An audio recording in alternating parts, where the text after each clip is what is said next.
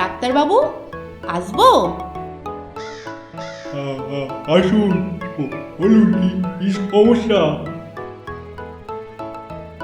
সমস্যা সমস্যা তো আপনার।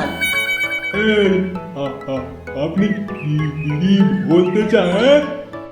যে নিজেই তোতলাচ্ছে সে আবার আমার কি চিকিৎসা করবে? দেখুন, আপনি কিন্তু আমাকে অপমান করছেন। ডাক্তারবাবু, ওর মাথা ঠিক নেই, ওর কথায় আপনি কান দেবেন না। আমি ওর হয়ে ক্ষমা চেয়ে নিচ্ছি।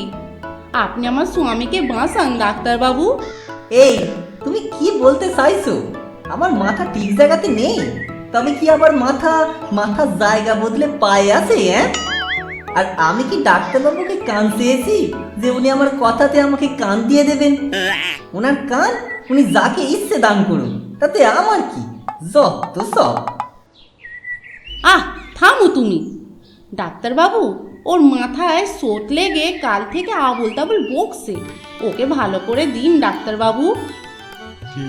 ঠিক আছে, দেখছি কি করা যায়। এই নিন, এই ওষুধটা রোজ রাতে দু চামচ করে খাবেন। আর টক দই, চিড়ে, ভালো ভালো শাক সবজি খাবেন।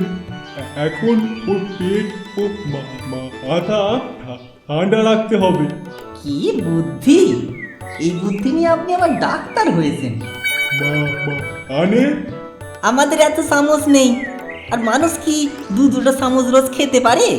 দূর বাবা বাবা, আরে এ তো আচ্ছা আম্মু, আচ্ছা ঠিক আছে, দাঁড়ান। রোজ রাতে দু দু দু দু হ্যাঁ, দুধ দাগ করে খাওয়াবেন। এবার আনতে।